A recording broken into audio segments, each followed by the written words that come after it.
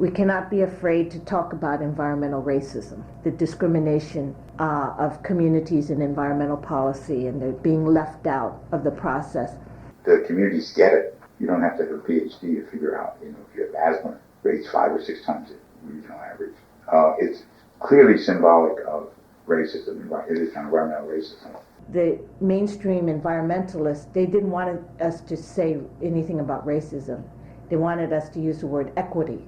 And what we need to deal with is the racism that is the root cause of why industry was targeting communities of color, because communities of color would not have any power, that it's much more acceptable to dump this stuff in communities of color. So if we shied away from talking about racism, we would then not be able to articulate the realities, and we felt it was racism.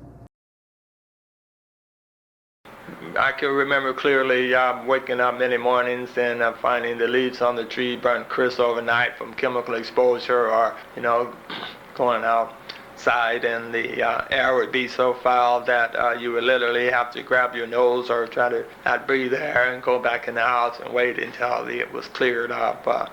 Those type of situations. It was a common experience.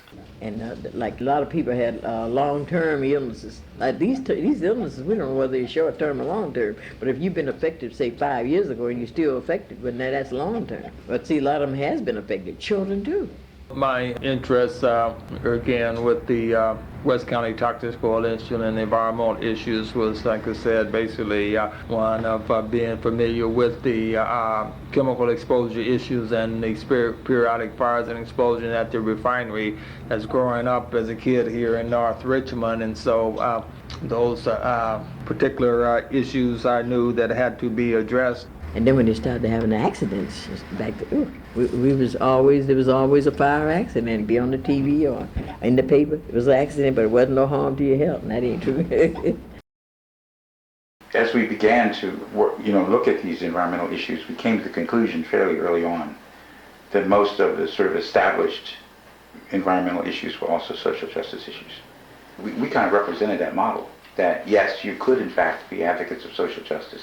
You could in fact be militant about social justice and still be an advocate of environmental preservation. There was a deep problem in the myth of the environmental movement.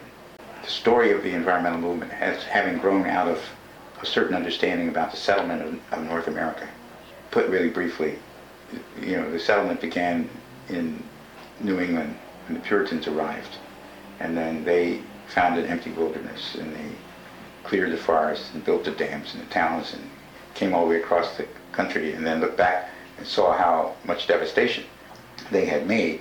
And there were certain wise people like Gifford Pinchot and John Muir who began to exercise creativity, and they started the conservation movement in the late 19th century. And then as the myth unfolded, John Muir and Gifford Pinchot found themselves on the opposite side of the issue about how to save the forest. And John Muir became the kind of a symbol of the Sierra Club preservationist model, and Gifford Pinchot became a symbol of the corporate wise use model. If you look back a little bit and you say, well, wait a minute, hold it. What's wrong with this model? First of all, the North American continent wasn't empty. And in particular, from the point of view of racial issues, the things that were missing in the John Muir model was that this was the end of manifest destiny. It was the end of the frontier wars with Indians. It was these were the years when there was rampant racism against Chinese people and against Japanese people in California. The years when Jim Crow was established and the national parks were set up, they were white only. I think many of the mainstream organizations, they don't focus on people. They focus on the ecology and other natural resources. So the point I'm making about cities is that the environmental movement took off in many ways by saying we're not connected with that whole thing, that mess around the cities. We're not going to deal with that. So there was this big hole. But in many ways, the issues that people are complaining about, whether it's global warming or whether it's the squandering of, chopping down the trees, whatever it is, are rooted in the way that we're living in cities. So I felt that by setting up the Urban Habitat Program, we would then be in a position to be able to say, well, this is how we need to think and act in relationship to restoring our cities. And here's how we're going to address the environmental issues. Here's how we're going to address the social justice issues. here's how we're going to address the economic issues. And because you care so much about biodiversity and energy efficiency and all these things, we would like to invite you to participate with us in doing that. That was kind of my idea.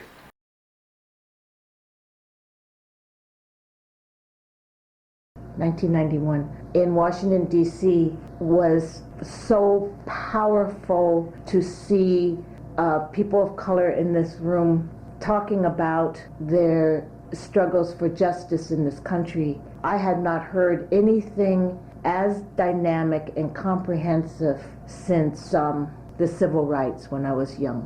When you came into that room, you saw Native people from Alaska, the deserts of Nevada, the Shoshone tribe.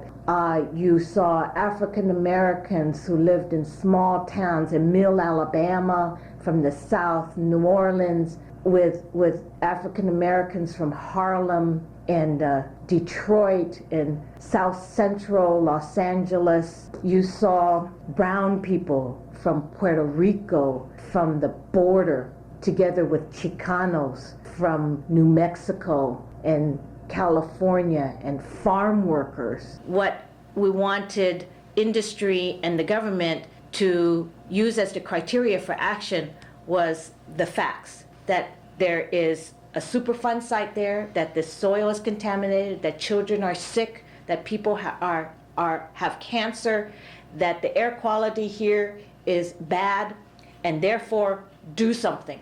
The government and industry knows these people are sick, knows the air quality is bad, knows the soil is contaminated, and should take action. So that was another key component, illustrated very wonderfully in the principles of environmental justice.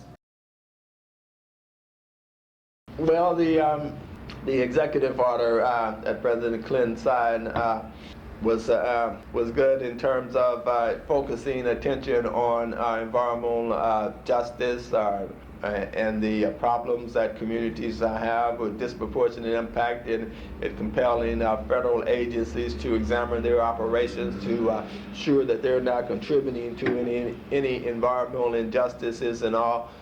That many wealthy whites were content for this to be in the backyards of poor communities of color. Well, we were not going to say, no, we don't want it. We're going to put it in rich white people's backyards.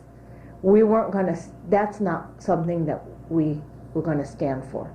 We were going to always fight for the protection of all, public health of all, the ecology for all.